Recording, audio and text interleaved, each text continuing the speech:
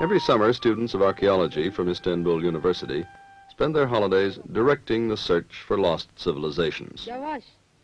Hadi bırakalım şimdi bunu. Tamam, tamam. Öteki tarafa gidelim de o heykel şeysini kaldıralım.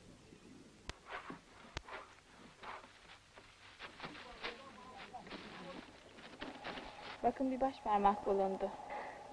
Such excavations have the fascination of a thriller. The smallest clue can change the picture.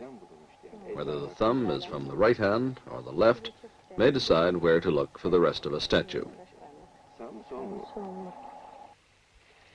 Here was Hierapolis, medical center of the Roman world. The warm, healing springs spill their minerals down the hillside and form frosty white steps that Turks call Pamukkale, the cotton cliffs. Sybarites still take the waters from a Tucson motel hidden below the city walls. To swim here is to take a dip into history over the flooded ruins of a Roman temple where fallen columns are islands of rest and conversation.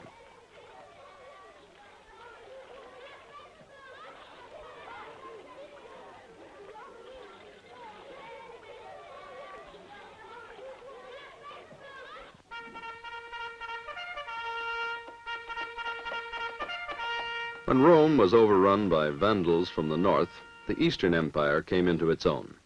On the shores of the Bosphorus, the Emperor Constantine built a new Rome, the modern Istanbul. This Byzantine Empire stood secure within its walls for over 1,000 years. Its influence spread over Asia Minor and up into the lost Anatolian valleys of Cappadocia, where prospered a little-known Christian community.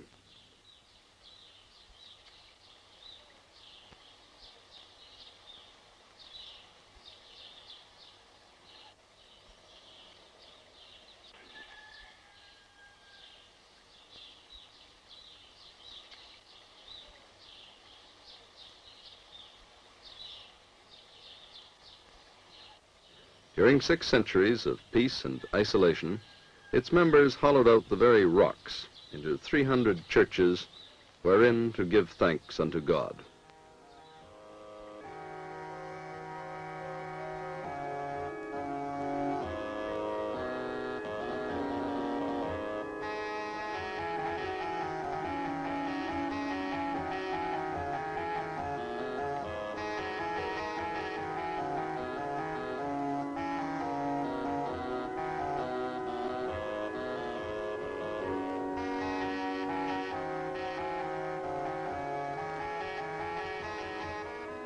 Such places of worship were left unharmed by the Turks, who 10 centuries ago, under their Seljuk kings, were creating their own palaces and monuments around Konya, Antalya, and Kayseri.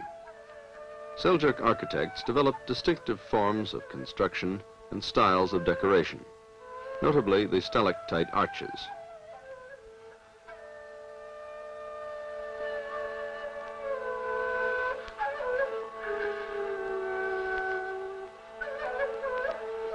Still more majestic were the 500 years of building of the Ottoman Empire.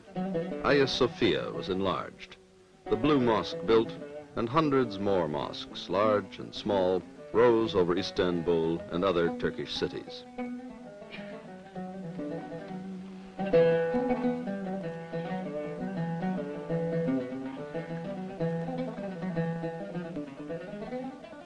Unique is the Topkapı Sarayı, a city within a city where sultans reigned with ministers and the imperial mint, with advisors and courtiers, with guards and harem. This palace principality ruled an empire stretching far into Europe, across Asia, and around the southern shores of the Mediterranean. Defenders of Islam, their Eyüp Mosque became a holy place, second only to Mecca.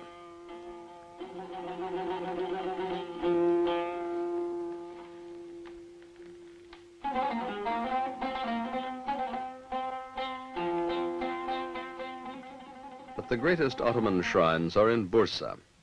Incomparable is the Green Mosque, sheathed in 15th century tiles.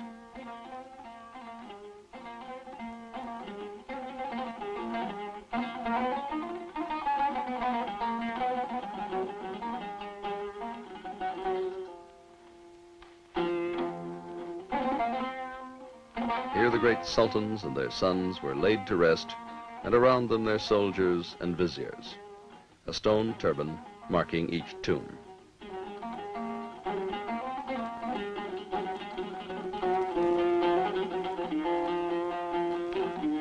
The echo of their music still rings today among a handful of troubadours, poets and musicians playing from village to village.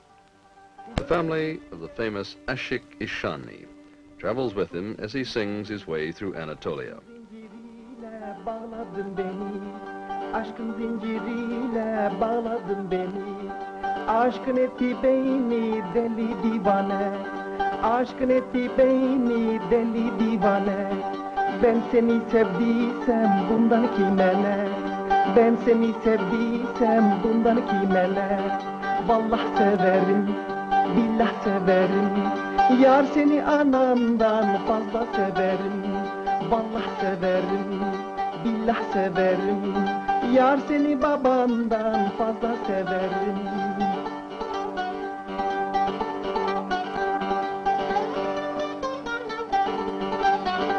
Doldur sevdiceğim kendi elinle. Uzat mezesini tatlı dilinle. Uzat mezesini tatlı dilinle.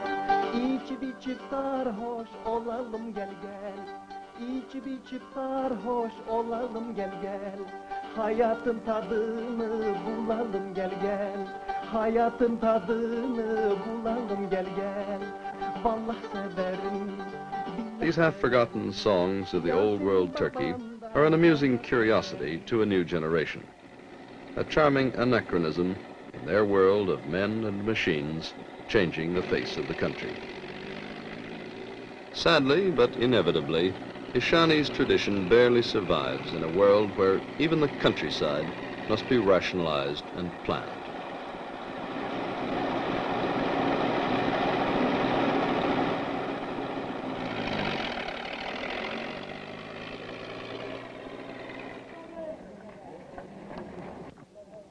Pamuğunuzun kalitesi standart birdir. Yalnız toplamaya... Today, modern farmers must meet new technical standards to reach the markets they need abroad.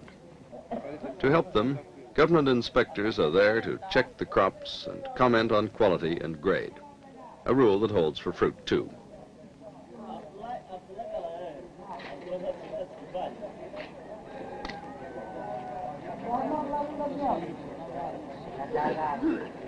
Evet efendim. Talimata uygun ilaçlanmıştır. Here grapes that once sold only to the nearby towns are now being flown out to Britain and Germany. But most of the fruit still goes out dried through the port of Izmir. Tons of it go to every country on earth, carried by the deep-sea merchantmen of a dozen nations. Small boats are another source of wealth and part of a way of living. For food and its quality is important to Turks. They like to buy, cook, and eat the catch within an hour of it being landed.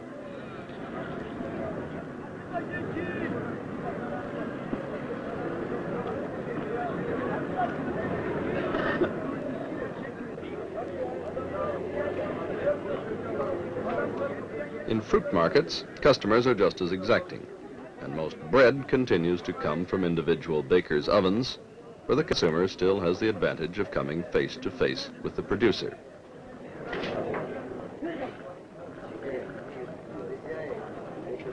Around this village pattern, there are still Turks, especially of the older generation, who cling to the past and try to teach their children the centuries-old form of checkers that was the one relaxation known to their fathers. But their daughters have already found new and better ways of keeping the old ideas alive.